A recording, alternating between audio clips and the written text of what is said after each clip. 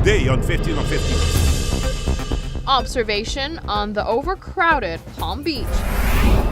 Plus, step-aside apps, a new text messaging service is in high demand. And Time Out celebrates 10 years on ATV.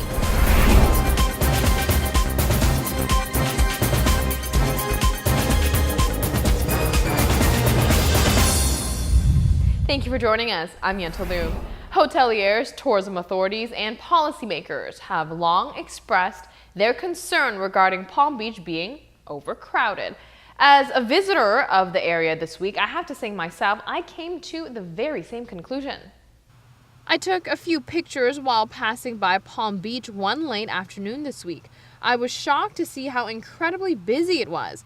There were at least another 40 to 50 additional umbrellas put up on top of the palapas that were already there for shading. You could not find one free spot in the area, and it was pretty much elbow to elbow for the tourists. I must say, it wasn't an appealing sight to witness. Hopefully, the new beach policy set in place will help to improve the situation. Now, on the very same beach, one of the most romantic proposals took place. Take a look. Jennifer and her family were staying at Playa Linda. One afternoon on her birthday, right before sunset, she got a knock on the door, and from there, a series of family members led her down the right path, through the hotel lobby, outdoors, and onto the beach. She was asked to take a seat by the palapa with her back against the beach and venture on a video journey. The young man made a 365-day proposal, asking Jennifer to marry him every day for 1 year, while he is in bed, at work, with the dog, or even brushing his teeth. It didn't matter where he was or what he was doing. He wrote down every day a way to express his love to her and mark the date on a whiteboard or a piece of paper. Once the video was over, she turned around and her boyfriend was standing on Palm Beach with friends and family. After wiping some tears and intimate chit-chat, he got down on one knee and popped the big question. Everyone watched, anticipating for her answer, and it was a very romantic and happy day on Palm Beach that day. The proposal took place on January 8, 2015. Some international media outlets, such as EliteReaders.com, picked up on the story and gave Aruba some exposure. Looks as though Aruba is everywhere on the web these days. Check out what else we came across. Aruba is being affiliated with women events internationally. The participants, part of the Women's Travel Festival taking place in San Francisco, have a chance to win a trip for two to Aruba with accommodations at the Marriott. The Women's Travel Fest is utilizing the Aruba Prize to lure participants in. It's good to see major corporations believing the island has that kind of pull. On Thursday, various press members on the island were invited by the Ritz-Carlton for a breakfast and spa experience. Media personnel from several newspaper publications, different magazine reps, radio hosts, and on-air television personalities took part in a breakfast nicely coordinated by the Ritz-Carlton hospitality team. The industry came together in a great way to talk business and pleasure. From there, we were informed that their spa is the biggest one on the island. The treatment rooms are spacious, as well the products are unique and natural. It was an overall great Thursday morning for members of the press to start their day. Don't go anywhere, because when we come back, we've got great lifestyle topics, varying from a very in-demand text message service to why people in their 20s refuse to update their relationship status on Facebook. Also, if you are a messy person, you'll want to take a look at this white shirt that will never stain. Yep, this shirt never stains. Check it out next.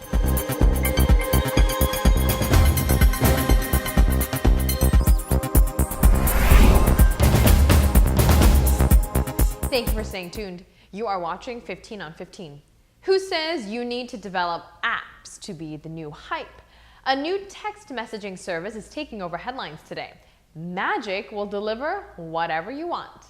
Nearly 8,600 people are trying to gain access to a service that is based on text messages. There is a new in-demand service that is incredibly popular because we are lazy or very busy. A texting service called Magic will deliver any legal request to customers as soon as possible. Here's how it works. You send a text reading magic to Magic's phone number. An operator responds, fills your request through a third-party provider, and tells you the cost up front. The service is available anywhere in the United States. The service's convenience, though, comes at a cost, charging, say, $20 for a medium pepperoni pizza and Diet Coke, and $95 for a dozen roses. The developer says the Magic team is currently guesstimating their prices. So far, the tech service delivery team consists of 18 people only. They call themselves magicians. The group is made up of friends and family as well as a few employees. The Magic site was created in 20 minutes, but it went viral before developer Mike Chen could make any improvements. By Monday morning, the team had received 18,000 requests already. Moving on, I think we can all agree, besides for engagement updates, we rarely see our Facebook friends changing their status to being in a relationship. There are reasons for that. According to a BuzzFeed poll, 40% of 20-something-year-olds refuse to put their relationship status on Facebook. The data concluded that most people thought relationship statuses were cheesy. A good number of people also stated they didn't want people to know, and by people, they meant crazy exes, nosy family members, etc. Only 3% of people admitted they would not make their relationship's Facebook official because they were up to something shady. Another popular belief is that young couples support that relationships are none of anyone's business. Nobody needs a million texts asking what happened when your status goes from relationship to single. It's good to note that indicating your relationship to your Facebook community is not at all an indicator of how serious you feel about one another. There is something else that we can all agree on. There is nothing worse than having to walk around all day with a big ugly stain on the front of your white shirt. If you are a messy eater or just a mess in general, we've got an answer for you. You will be glad to know you can finally wear your beloved white tees without looking like a total slob because someone just invented a stain-proof shirt. Created by geniuses at Threadsmith's Clothing, the Cavalier shirt is made with patented hydrophobic technology and will protect you from water and dirt. Stains are no match for this innovative article of clothing. The Cavalier shirt is engineered with special nanotechnology that reduces its total surface area and creates a hydrophobic effect. Therefore, when liquids like water and dirt come in contact with the shirt, they can't adhere to the fabric and simply bead up and roll off, keeping you nice and clean no matter what kind of sticky situation you get yourself in. Simply amazing. Don't worry, they are 100% cotton, so still very comfortable indeed. Let's take a very quick break. This is what we have coming up next for you. More funding for sports on the island is needed. Programs such as Time Out help to make this happen.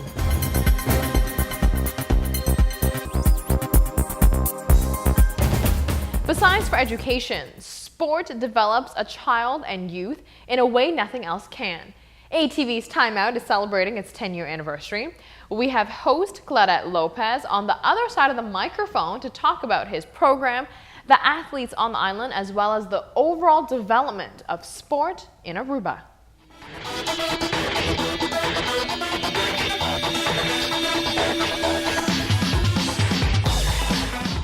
Televidente bambinina, oltre di Time Out. Ahora Time Out los bambini del mondo di football. Time Out has been broadcasting on ATV for 10 years. Many aspects attribute to the success of the long-running show, but there is one specific thing Claudette prides himself on. The greatest thing, many people tells me this, I'm persistent. Otherwise I would have never been 10 years on with this program. Time Out shines the spotlight on local athletes. It also introduces the community to new up-and-coming sports on the island. But more importantly, one of the hosts' objective is to tackle a more serious issue regarding sports. According to Mr. Lopez, UNESCO has set a standard for every country to contribute 3% of the nation's GDP towards sports. Aruba is yet to be there. Currently, the government budgets 3.5 million florins annually to sports on the island, which from his expertise is not enough. We are not there yet. I'm going to tell you the truth, because sports is very expensive. For Aruba to grow in sports, more subsidy is required from the government. Claudette explains the beauty of the program.